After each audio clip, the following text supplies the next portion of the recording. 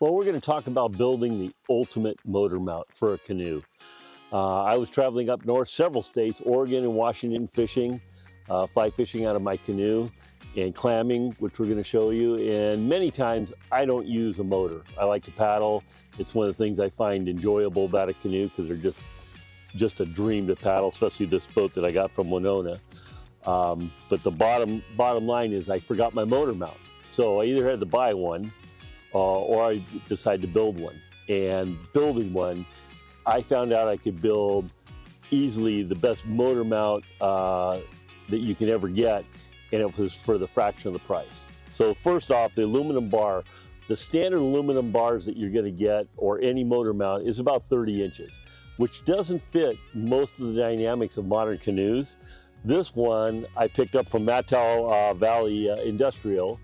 The owner is Mark and his wife, Leon. They're great people. They do, and she does a great job. She'll get you whatever you want. This piece was under $40, 30 some odd dollars, 36 inches long. And this allows me to put the bracket anywhere in the boat. And most brackets that you buy are 2.5 inches wide. This is 3 inches. So the rigidity of this for my canoe makes my boat much stronger, the motor mount stronger. So this is far superior. The wood I got, because I'm up here by Twisp in Mattow Valley. This is Mattow Valley. I went up to Bear Creek Lumber. This is Alaskan yellow cedar. It was first used by the West Coast Indians for their totem poles because it's good for carving. It's also one of the hardest cedars you can get, and they use it for their war canoes. So this is my war canoe, so to speak. I went in, I told the gentleman at Bear Creek Lumber what I was looking for, and he found this piece of scrap, and I'm pulling out my wallet. He goes, "Just take it." I go, "Are you kidding me?" It's like, this is kind of a rare wood to get. It's one of the, like I said, one of the strongest cedars available, and he just gave it to me. Now, don't go swamping Bear Creek Lumber asking for spare lumber parts. They had no idea I was mentioning them in the video. The guy was really helpful. He helped me out. So I just happened to have a small piece that he was going to get rid of, and I lucked out.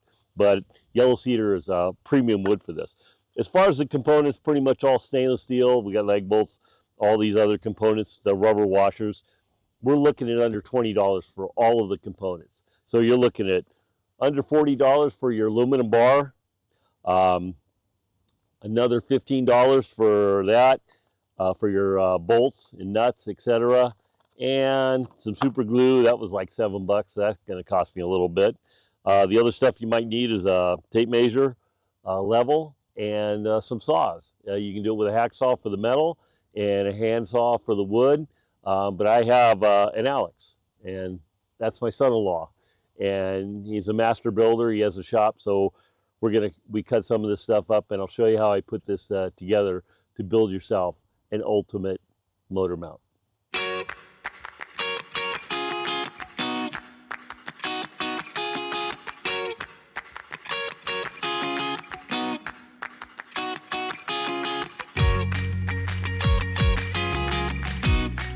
On canoes, the front and the back gunnels tend to kick up. So we're going to do a slight angle on this to make this motor mount level. The first thing you'll want to do is level your canoe on ground or using blocks. You will then want to mark where you want your bracket to be. A permanent marker works great, and you can easily take it off with rubbing alcohol. Using a level, vertically level your wood where your bracket will be. Draw a line along the gunnel. Simply cut along that line, which will give you a level bracket while fishing and using your motor. Always use safety equipment such as gloves, goggles when drilling, or other power tools.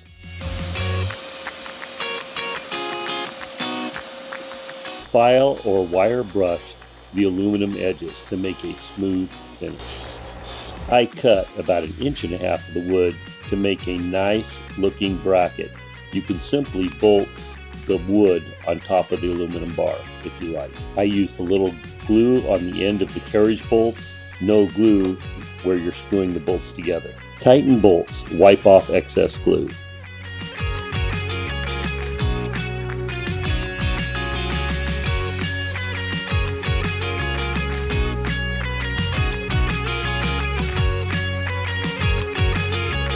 Assembling your bracket clamps. Cut the clamps at an angle to fit your canoe.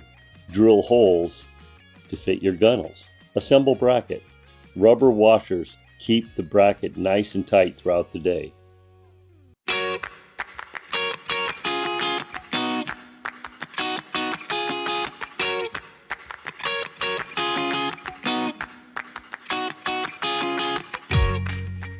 You can see the advantages we have over this motor bracket over previous models. Loosen this up. This is where my new one sits. My old one would sit right here. And I had to reach pretty far back to run the motor. Now, this is right here and I just comfortably sit. It helps balance out the canoe. And with this 3-inch aluminum bracket at a fraction of what I could buy if I bought a commercial one, this makes this canoe even more rigid and stronger. So remember, I put this whole bracket together for just about 60 bucks. Commercial brackets that are similar are close to $200. This is a fantastic build. It's fun to do. Go to a metal shop. They'll even cut it for you. And if you want to go fancy and get the angles that we had that would match the curve, you just do a little prep ahead of time and you'll get a really good grip on your canoe. I am going to rubberize these, probably with a little bit of shoe goop or E6000 and maybe an inner tube, so when the rubber hits, it just grabs, and that way there'll be no sliding at all. Enjoy building your motor bracket, save some money. My son-in-law asked me, why don't they have one of these that go right in this bracket? And I said, hey, these Bertha gunnels are fairly new. Winona came up with it, and I think it's revolutioning the canoe world. But I think that's a brilliant idea, and I think you'll see that in the future. If Winona doesn't come out with it, I'm sure another brand will come out with something that'll fit in these brackets. Enjoy building your motor bracket.